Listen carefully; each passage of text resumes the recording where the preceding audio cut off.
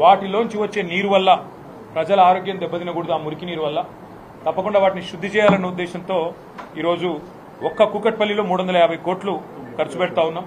మొత్తం కనుక హైదరాబాద్ జీహెచ్ఎంసీ పరిధిలో చూసినట్టయితే భారతదేశంలో కాదు దక్షిణాసియాలో మొట్టమొదటి నగరం హైదరాబాద్ కావాలి, 100% సివరేజ్ ట్రీట్మెంట్ చేసిన నగరంగా చేయాలన్న ఉద్దేశంతో 4,000 కోట్ల రూపాయలతో ఆనాడు కేసీఆర్ గారి నాయకత్వంలో 1276 MLDల మిలియన్ లీటర్స్ పర్ డే కెపాసిటీతో ఈ సివరేజ్ ట్రీట్మెంట్ ప్లాంట్ల నిర్మాణానికి శ్రీకారం చుట్టడం జరిగింది. మొత్తం 31 ప్రాంతాల్లో శ్రీకారం చుట్టినాం.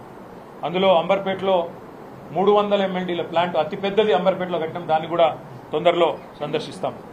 ఇప్పటికే 5 చోట్ల ఎస్టీపీలు ప్రారంభం అయినాయి. నేను ఆనాడు మంత్రిగా ఉన్నప్పుడే ఇంకా అప్పటికి ఎలక్షన్ కోడ్ రాలేదు, కోకాపేటలో ఎస్టీపీ ప్రారంభించాను.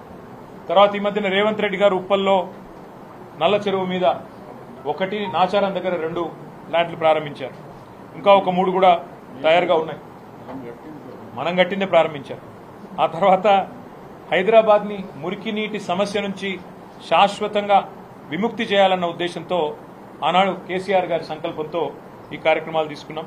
ఒక ఐడియా కోసం మీకు చెప్పేదేమంటే దాదాపు హైదరాబాద్లో జీహెచ్ఎంసీ పరిధిలో రోజుకు 2,000 MLDల మిలియన్ లీటర్స్ పర్ డే మనకు సివరేజ్ ఉత్పత్తి అవుతుంది. మా ప్రభుత్వం వచ్చే నాటికి కేవలం 700 దాకా సివరేజ్ ట్రీట్మెంట్ కెపాసిటీ ఉండేది, 700 MLD. దానికి మరొక దాదాపు 1,300 MLDల కెపాసిటీ యాడ్ చేసి 4,000 కోట్ల రూపాయలతో సెకండరీ ట్రీట్మెంట్కి మేము శ్రీకారం చుట్టినాం. దాన్ని విజయవంతంగా పూర్తి చేశామని చెప్పి గర్వంగా హైదరాబాద్ ప్రజలకు చెప్తా ఉన్నాం. ఇందులో అత్యంత తక్కువ విద్యుత్ ఖర్చు అయ్యే విధంగా, అంటే ఎలక్ట్రిసిటీ కూడా కన్జంప్షన్ పెరిగి మళ్ళీ బోర్డుకు కూడా ఇబ్బంది రావద్దన్న ఉద్దేశంతో సీక్వెన్సింగ్ బ్యాచ్ రియాక్టర్ టెక్నాలజీ అంటారు దీన్ని, SBR. ఆ SBR టెక్నాలజీతో ఈ ప్లాంట్స్ అన్నింటినీ కూడా నిర్మాణం చేసినాము. హైదరాబాద్ భవిష్యత్ కోసం, భవిష్యత్ తరాల కోసం మరి ఒక విశ్వనగరంగా ఎదగాలి హైదరాబాద్ అంటే ఇవన్నీ హంగులు ఉండాలన్న ఉద్దేశంతో దీన్ని శ్రీకారం చుట్టాం. మళ్ళొకసారి చెప్తా ఉన్నా, నేను భారతదేశంలో కాదు దక్షిణాసియాలో, సౌత్ ఏషియాలోనే మొట్టమొదటి సిటీ హైదరాబాద్. 100% సివరేజ్ ట్రీట్మెంట్ చేయబోతున్న మొట్టమొదటి సిటీ హైదరాబాద్. ఇది కేసీఆర్ ముందు చూపు, మా ప్రభుత్వం యొక్క విజన్ వల్ల జరిగింది అనే మాట నేను గుర్తు చేస్తా ఉన్నా. మళ్ళీ నేను ఈ మాట అనగానే ఎవరో ఒక బీజేపీ సోదరుడు బయలుదేరుతాడు, మేము మా పాత్ర ఉంది అందులో. ఇందులో కేంద్రం పాత్ర గుండు సున్నా, అది కూడా చెప్తా ఉన్నా ముందే. ఈ మొత్తం 4,000 కోట్ల రూపాయలు అయితే ఖర్చు పెట్టి దాదాపు 1,300 MLDల కెపాసిటీతో కడుతున్నామో ప్లాంట్లు, ఇందులో కేంద్ర ప్రభుత్వం యొక్క పైసలు గుండు సున్నా, 1 పైసా కూడా లేదు. ఇవన్నీ కూడా చాలా విజయవంతంగా చేశాం. నేను నిన్న కూడా చెప్పినా, మళ్ళీ ఈరోజు కూడా చెప్తా ఉన్నా. మేము 10 ఏళ్ల పాటు రాగద్వేషాలకు అతీతంగా, ప్రాంతీయ విద్వేషాలకు అతీతంగా, కుల విద్వేషాలకు అతీతంగా,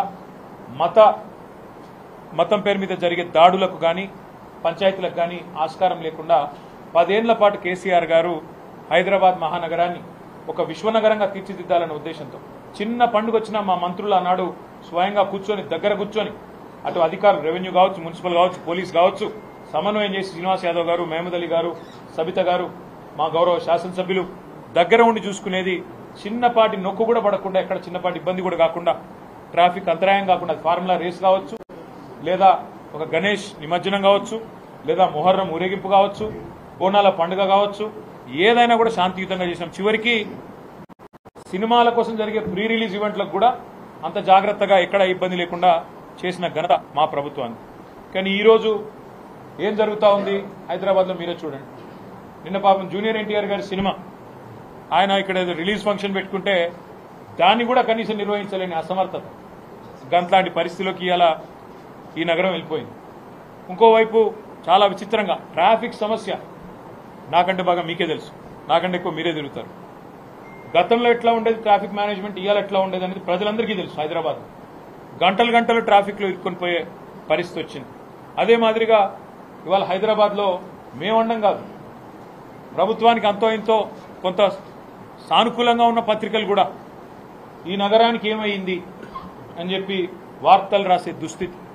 30 రోజుల్లో 28 మర్డర్లు అని చెప్పి లా అండ్ ఆర్డర్ పూర్తిగా అదుపు తప్పింది అనే పరిస్థితి. ఇవన్నీ కూడా మన కళ్ళ ముందే కనబడతా ఉన్నాయి. పరిస్థితులు ఇట్లా ఉంటే ఈ 10 నెలల్లో ఒక్కటంటే ఒక్కటి పాజిటివ్ కార్యక్రమం లేదు. నేను అడుగుతా ఉన్నా రేవంత్ రెడ్డి గారు, మీరే మున్సిపల్ శాఖ చూస్తా ఉన్నారు. మేము సనత్ నగర్ నియోజకవర్గంలో ఇప్పుడు అక్కడి నుంచి వచ్చినాం. ఫతేనగర్ బ్రిడ్జ్ ఉన్నది, దాని విస్తరణకు అప్పటికే డబ్బులు 100 కోట్లు కేటాయించినాం. కేటాయించడంతో పాటు రైల్వే శాఖకి డబ్బులు కట్టాలా రైల్వే వాళ్ళకి అంటే శ్రీనివాస్ యాదవ్ గారు దగ్గర ఉండి డబ్బులు కూడా కట్టించారన్నాడు హెచ్ఎండిఏతో. ఇంతవరకు మళ్ళీ దాన్ని ఫాలో అప్ చేసిన నాతుడు లేడు. ఇంతవరకు దాని విస్తరణ వైడనింగ్కి ఇప్పటివరకు ఒక అడుగు కూడా ముందుకు పడలేదు ఈ 10 నెలల్లో. ఎందుకు అంటే పురపాలక శాఖ మంత్రి గారికి పట్టింపు లేదు, హైదరాబాద్ నగరం మీద ప్రేమ లేదు, నియోజకవర్గ సమస్యల పట్ల అవగాహన అంతకంటే లేదు. కనీసం ఎమ్మెల్యేలు పిలిచి ఏమున్నాయి సమస్యలు అని అడిగే పరిస్థితి కానీ తీరిక కానీ ముఖ్యమంత్రికి లేదు. అదేవిధంగా కుకట్పల్లిని ఇటు సనత్ నగర్ను కలిపే ఆ ఇండస్ట్రియల్ ఏరియా నుంచి వచ్చే అండర్ పాస్, బాలానగర్ కలిపే అండర్ పాస్, దానికి కూడా మేము డబ్బులు కట్టినాం. అక్కడ కూడా రైల్వే శాఖకు చిన్న ఆటంకం ఉంటే వాళ్ళకు కూడా పైసలు కట్టినాం. కానీ ఈ రోజు వరకు ఒక్క అడుగు ముందుకు పడలేదు. ఇట్లా చెప్తూ పోతే మా కృష్ణారావు గారు చెప్తుంటాడు ఇప్పుడు కుకట్పల్లి ఎమ్మెల్యే గారు, అన్న ఈ 10 నెలల్లో ఒక్కొక్క కొబ్బరికాయ కొట్టలేదన్నా నేను అని. ఎందుకంటే ఒక పైసా ఇయ్యట్లేదు. హైదరాబాద్ మహానగరం మీద బడ్జెట్లోనేమో బిల్డప్ 10,000 కోట్లు అది ఇదని, ఒక్క పైసా ఈ రోజు వరకు శాంక్షన్ చేయలేదు. ఈ రోజు వరకు ఇది వాస్తవం. నేను ముఖ్యమంత్రి గారిని ఒకటే అడుగుతా ఉన్నా, హైడ్రా పేరిట హైడ్రామాలు కాదు, హైదరాబాద్ను బాగు చేసే ఆలోచన చేయండి. హైదరాబాద్ కోసం, హైదరాబాద్ బాగు కోసం మీ ప్రభుత్వం ఇచ్చిన మేనిఫెస్టోలోని ప్రతి అంశాన్ని వదిలిపెట్టకుండా మేమందరం కూడా పట్టుబడతాం. తప్పకుండా ప్రజల నుంచి ఆ చైతన్యాన్ని కూడా తిరిగి తీసుకొస్తాం. ఎందుకంటే మా బాధ్యత, హైదరాబాద్లో ప్రజలు మాకు ఓటేసి గెలిపించినారు, వాళ్ళకు అండగా నిలబడాల్సిన బాధ్యత మా మీద ఉంది. ఇప్పుడే మేమందరం కూడా కాసేపు కూర్చున్నాం, మాట్లాడుకున్నాం. నిజంగా కూడా హృదయ విదారకంగా అనిపిస్తున్నది కొన్ని దృశ్యాలు. చిన్న పిల్లలు, 7 ఏళ్ల పిల్లలు పుస్తకాలు తీసుకుంటామంటే కూడా వారికి ఒక 10 నిమిషాలు టైం ఇవ్వకుండా మెడలు బట్టి బయటికి నూకేసి వాళ్ళ తల్లిదండ్రులు వాళ్ళ కళ్ళ ముంగటనే పెట్రోల్ పోసుకుంటే ఆ పిల్లలు ఆ బాధను చెప్తా ఉంటే, రేవంత్ సార్ మా ఇల్లుగులో కొట్టిండని చెప్తుంటే వేదశ్రీ అనే చిన్న పాప, 7 ఏళ్ల పాప, హృదయ విదారకమైన పరిస్థితి కాదా? కస్తూరిబాయి అనే ఒక మహిళ ఫుట్పాత్ మీద చెప్పుల దుకాణం నడుపుకుంటుంది, దళిత అమ్మాయి అనుకుంటా. ఆమె చెప్పుల దుకాణాన్ని తీసి బుల్డోజర్ పెట్టి అవతలెత్తి పారేస్తుంటే నేను అడుగుతా ఉన్నా ముఖ్యమంత్రిని, మానవత్వం ఉన్న సర్కార్ చేయాల్సిన పనేనా ఇది? ఒకవేళ ఒక ప్రెగ్నెంట్ అమ్మాయి నల్ల చెరువులో ఏమడిగింది ఆ అమ్మాయిది కూడా వీడియో వచ్చింది. ఏమడిగింది? సామాన్ తీసుకుంటాను, ప్రెగ్నెంట్ నేను, కొంత సమయం ఇవ్వండి అని అడిగింది. దానికి కూడా నిర్దాక్షిణ్యంగా ఆ అమ్మాయిని బయట నూకేసి కట్టేసి పోలీసులతోని గోడగట్టి అమానవీయంగా. నేను ముఖ్యమంత్రి గారిని ఒకటే అడుగుతా ఉన్నా, ఉన్నాయి ఒక మా హయాంలో కాదు, స్వాతంత్రం వచ్చినప్పటి నుంచి ఫుట్పాత్ల మీద ఆక్రమణలు జరుగుతూనే ఉన్నాయి. ఎవరుంటారండి ఫుట్పాత్ల మీద? ఫుట్పాత్ల మీద ఓ బజ్జీల బండో, ఓ ఇడ్లీ బండో, ఒక చెప్పుల దుకాణమో టేలానో నడుపుకుంటోళ్ళు ఎవరు?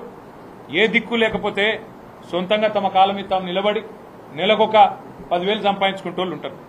వాళ్లకు నువ్వు తొలగించాలనుకుంటే ఫుట్పాత్ ఆక్రమణలు ఉద్దేశం మంచిదే, కానీ ఏం చేయాలి? ప్రభుత్వం వెండింగ్ జోన్లకు తరలించాలి. వాళ్ళకి ఒక వెండింగ్ జోన్ పెట్టి, మేము చేసినాం ఇదివరకు అయ్యప్ప సొసైటీలో అదే సమస్య ఉంటే వెండింగ్ జోన్ పెట్టి అక్కడ షాపులు కొత్తవి కట్టి వాళ్ళని అక్కడ తరలించి ఆడికెళ్ళి తీసేసినాం. మానవీయ కోణం ఉండాలి. వాళ్ళ నగాదంలో రోడ్డు మీద పడేయద్దు. బలిసిన వాళ్ళ కంటే ఇబ్బంది కాదు,